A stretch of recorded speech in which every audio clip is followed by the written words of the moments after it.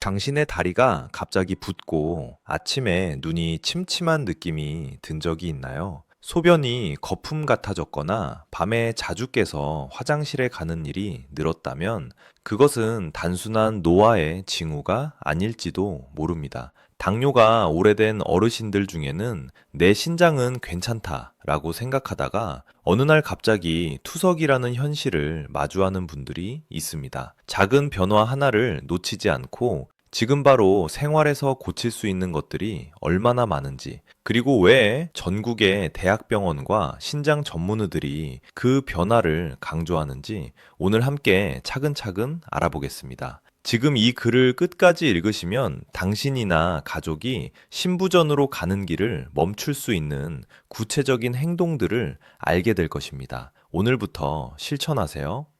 당뇨로 인한 신장 손상은 우리 몸의 여과기인 사구체와 그 주변 구조들이 서서히 망가지는 과정입니다. 고혈당은 처음에는 혈관을 넓히고 사구체의 여과율을 순간적으로 높이는 초과여과 현상을 일으켜 오랜 시간 축적되면 필터가 손상됩니다. 서울대학교 병원 신장내과의 연구와 외래 경험에 따르면 당뇨를 앓은 지 10년이 지나면 단백뇨가 생길 확률이 크게 높아집니다. 단백뇨는 소변 속에 단백질, 특히 알부민이 섞여 나오는 상태로 흔히 마이크로 알부민뇨로 처음 발견됩니다. 많은 어르신들은 소변 색깔이 변하지 않으니 괜찮다고 생각하지만 마이크로 알부민 수치는 눈으로 확인할 수 없기 때문에 정기 검사가 매우 중요합니다. 아산병원에서 발표한 코호트 연구는 마이크로 알부민뇨가 있는 당뇨 환자가 그렇지 않은 환자보다 말기 신부전으로 진행할 위험이 몇 배 높다고 보고했습니다. 이 수치는 개인의 혈당 조절 정도, 혈압, 흡연 여부, 체중 같은 생활 습관 요인에 따라 달라지지만 공통점은 초기에 발견하면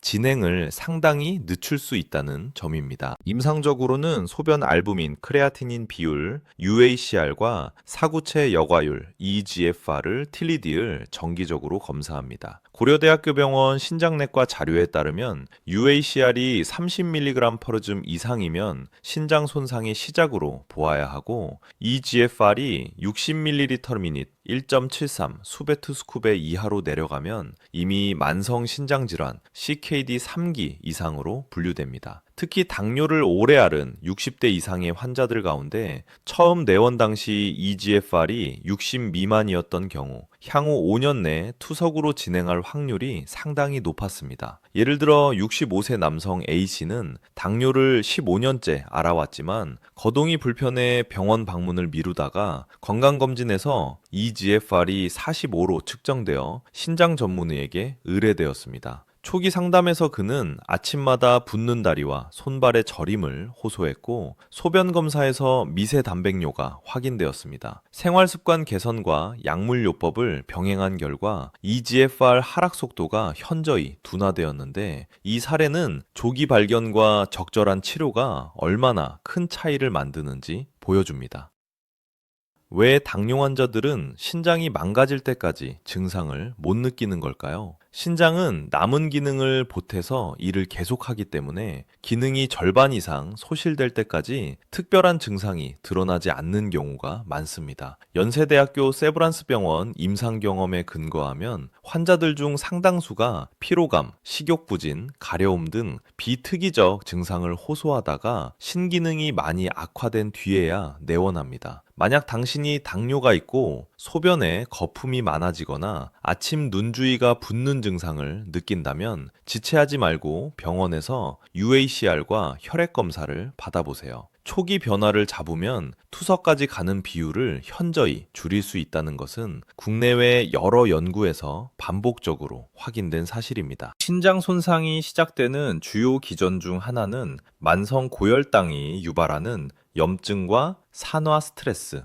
그리고 고혈압으로 대표되는 혈관 손상입니다. 고혈당은 단백질과 결합해 최종 당화산물 AGES 만들며 이는 혈관을 딱따지하게 하고 염증 반응을 유발합니다. 또한 당뇨 환자에게서 흔히 동반되는 고혈압은 사구체 내 압력을 올려 더 많은 단백질이 소변으로 빠져나가게 만들어 필터를 망가뜨립니다. 삼성 서울병원에서 발표된 연구는 혈압 조절이 불량한 당뇨 환자에서 신기능 악화 속도가 빠르다는 점을 강조합니다. 특히 수축기 혈압이 지속적으로 140mmHg 이상이면 신손상 위험이 크게 증가한다고 보고되었습니다. 이러한 이유로 혈압 관리는 신장 보호에서 핵심입니다. 약물 치료 측면에서는 레닌 안지오텐신 알도스테론계, RAS, 즉 ACE 억제제나 ARB 계열 약물이 단백뇨를 감소시키고 신기능 악화를 늦춘다는 근거가 풍부합니다. 국내 병원들에서도 이들 약제를 초기 마이크로 알부민뇨가 확인되면 적극적으로 권장합니다. 더 최근에는 SGLT2 억제제가 신장을 보호하는 효과가 대형 임상시험에서 확인되어 한국에서도 빠르게 처방이 늘고 있습니다. 다파 CKD와 크리덴스 같은 국제적인 대규모 연구에서 SGLT2 억제제는 심혈관 사건과 신기능 악화, 투석 시작 위험을 유의하게 낮추었습니다. 서울대 및 아산병원 협진 결과에서는 당뇨 환자들에게 SGLT2 억제제를 추가했을 때 장기적으로 EGFR 하락 속도가 완만해지는 경향을 보고했습니다. 다만 이들 약제는 신기능과 탈수 상태, 탈나트륨 등의 영향을 받을 수 있어 전문의의 평가 하에 사용하는 것이 안전합니다. 실제 임상에서 투석에 이르는 환자들의 공통점 중 하나는 늦은 의뢰입니다. 병원 방문이 늦어 신장 전문의 상담을 받지 못하고 일반 내과에서만 치료받다가 병 상태가 상당히 진행된 뒤에서야 신장 전문의에게 전원되는 경우가 많습니다. 한국신장학회 자료에 따르면 신장 전문의에게 의뢰된 시기가 늦을수록 혈관 접근로, 동정맥루 준비가 늦어져 응급투석이 필요해지는 비율이 높아짐을 보여줍니다. 응급투석은 계획적인 투석에 비해 합병증과 삶의 질 저하가 더 큽니다. 따라서 당뇨와 고혈압이 있는 어르신들은 신장 기능이 조금이라도 떨어지면 신장 전문 진료를 받는 것이 바람직합니다. 조기 전문 진료는 투석까지 가지 않도록 중재할 수 있는 다양한 기회를 제공합니다. 생활 습관이 주는 영향은 매우 큽니다. 소금 섭취가 많은 식습관은 혈압을 올리고 체내 수분 저류를 유발하여 신장 부담을 증가시킵니다. 대한당뇨병학회의 권고는 성인 기준 하루 소금 섭취량을 6g 미만으로 제한하자는 것이지만 실제 한국식 식단은 소금 함량이 높은 편입니다. 연세대 세브란스 병원에서는 식습관 개선과 함께 교육을 받은 환자군에서 혈압과 단백뇨가 동시에 개선되는 사례를 보고했습니다. 체중 관리 역시 중요합니다. 과체중과 복부 비만은 인슐린 저항성을 악화시켜 당뇨 조절을 어렵게 하고 이는 다시 신장에 부담을 줍니다. 금연은 혈관 건강을 유지해 신장 보호에도 유리합니다. 환자 교육 프로그램과 영양 상담을 통해 많은 어르신들이 실제 체중을 감량하고 혈압과 혈당이 개선되는 경험을 합니다. 투석까지 가는 길에서 흔히 보이는 또 다른 문제는 약물의 부적절한 사용입니다. 특히 진통제나 소염 진통제, NAIDs 장기 복용은 신장에 직접적인 독성을 줄 수 있습니다. 많은 어르신들이 관절통 완화를 위해 약국에서 구입한 진통제를 장기간 복용하다가 신기능이 악화되는 경우가 있습니다. 서울대학교 병원과 아산병원에서의 통계는 만성 신부전 환자에서 NSAID 사용력이 있는 비율이 비교적 높은 편이며 환자 상담에서 이 사실을 확인하면 약물 변경만으로도 신기능 악화 속도를 늦출 수 있었습니다. 또한 일부 한약재나 건강기능식품도 신장에 영향을 줄 수 있으니 복용 중인 모든 약을 의료진에게 알리는 습관을 가지는 것이 중요합니다. 환자 가족과 지역사회에서의 지지 또한 투석을 피하기 위한 중요한 요소입니다. 고령의 당뇨 환자들은 병원 방문을 작게 하기 어렵고 혼자서 복용약을 관리하거나 식사를 조절하기 힘들 수 있습니다. 지역 보건소, 동네 병의원과의 연계, 가족의 간단한 도움으로도 큰 차이가 납니다. 예를 들어 경북의 한 농촌 마을에서는 보건소 간호사가 당뇨 환자들의 UACR 검사 결과를 모니터링하면서 이상 소견이 있을 때 신속히 상급 병원에 의뢰하는 시스템을 마련하여 말기 신부전으로 진행되는 비율을 줄이는 데 성공했습니다. 이런 지역사회 기반의 조기 발견, 조기 치료 모델은 환자 개별의 노력만으로는 달성하기 어려운 성과를 가져옵니다. 정기검진의 중요성은 아무리 강조해도 지나치지 않습니다. 당뇨 환자에게 권장되는 최소 검사 주기는 혈당과 HbA1c는 3주 6개월마다, 신장 기능 EGFR과 소변 알부민은 최소 1년에 한 번 이상입니다. 하지만 신기능이 이미 감소했거나 단백뇨가 있는 경우에는 더 자주 검사해야 합니다. 삼성 서울병원 신장팀은 EGFR이 45 이하로 떨어진 환자들에게는 3개월 간격으로 검사를 권장하며, 이 시기에 생활 습관과 약물 조절을 강화하면 악화를 상당히 늦출 수 있다고 강조합니다. 1제루살렘 인원을 자주 찾지 않아도 괜찮았을지 모르지만 50대 이상으로 접어들면 정기검진을 생활의 일부로 만드는 것이 가장 큰 예방책입니다. 환자 사례를 조금 더 들어보겠습니다. 72세 여성 B씨는 당뇨를 진단받은 지 20년이 되었지만 내 당이 괜찮다는 생각으로 병원을 자주 가지 않았습니다. 어느 날 심해진 부종과 식욕 부진으로 병원을 찾았을 때는 이미 심한 단백뇨와 EGFR 20 미만인 상태였습니다. 입원 후 신장 전문의의 협진으로 약물 조정과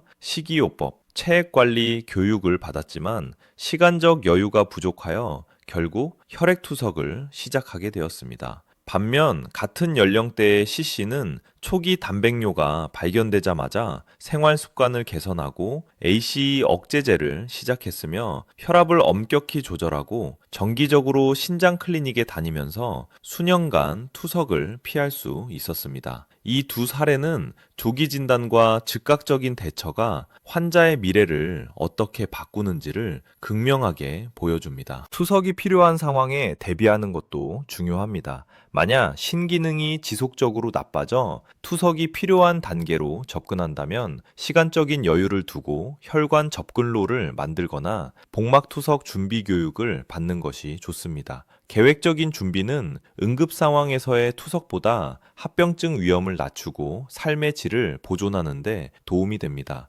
대한신장학회의 권고에 따르면 EGFR이 20 미만으로 떨어지는 환자들은 미리 전문의와 상담하여 투석의 종류, 생활 및 식이 변화, 혈관 수술, 동정맥루 만들기 등에 대해 준비해야 합니다. 특히 고령 환자들은 사회적, 심리적 준비도 필요하므로 가족과 함께 미리 논의해 두는 것이 좋습니다. 의학적 진보는 우리에게 희망을 줍니다. 최근에는 SGLT2 억제제, GLP-1 수용체 작용제, 비스테로이드성 미네랄 코르티코이드 수용체, 기량제 등 신장 보호에 도움이 되는 약물들이 더해져 치료 옵션이 넓어졌습니다. 국내 여러 병원에서 이러한 약물들을 임상 상황에 맞게 사용한 결과 투석까지 가는 환자 수를 줄이는 데 기여하고 있습니다. 특히 한국인 대상의 후양적 분석에서도 SGLT2 억제제 사용군에서 신기능 보존 효과가 관찰되어 국내 신장내과 의사들이 적극적으로 권하는 경향이 늘었습니다.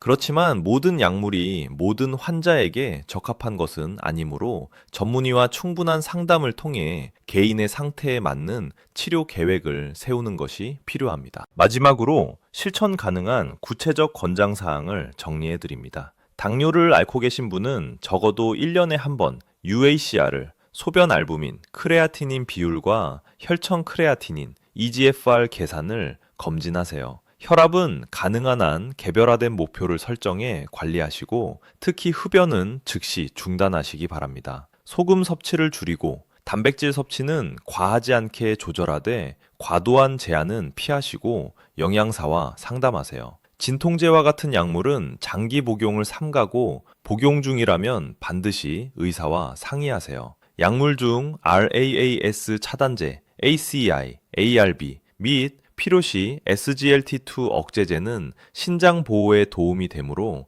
전문의와 상담하여 적절히 사용하세요. 또한 지역 보건소 및 병원의 교육 프로그램에 참여해 정기적으로 혈당과 혈압을 체크받고 이상 소견이 있으면 신장 전문의에게 빠르게 의뢰하세요. 당뇨로 인한 신장 손상은 종종 오랜 시간 동안 서서히 진행되지만 우리가 놓치는 작은 신호들을 모아볼 때 그 끝은 우리가 바꿀 수 있습니다. 조기 발견, 꾸준한 생활 습관 개선, 적절한 약물 선택, 가족과 지역사회의 지지, 그리고 전문의와의 협력은 투석이라는 극단적 결과를 피할 수 있는 현실적인 방법들입니다. 큰 변화가 아니라 매일의 작은 실천이 당신의 신장을 지킵니다. 지금 이 순간부터 소변 검사 결과를 확인하고 정기 진료 일정을 지키며 식사와 약 복용에 조금 더 신경 써보세요. 우리나라의 여러 대학병원들이 개발하고 검증한 검사와 치료법은 이미 효과를 증명하고 있습니다. 당신의 삶의 질을 지키기 위한 시작은 바로 오늘 작은 행동에서 출발합니다. 오늘부터 실천하세요.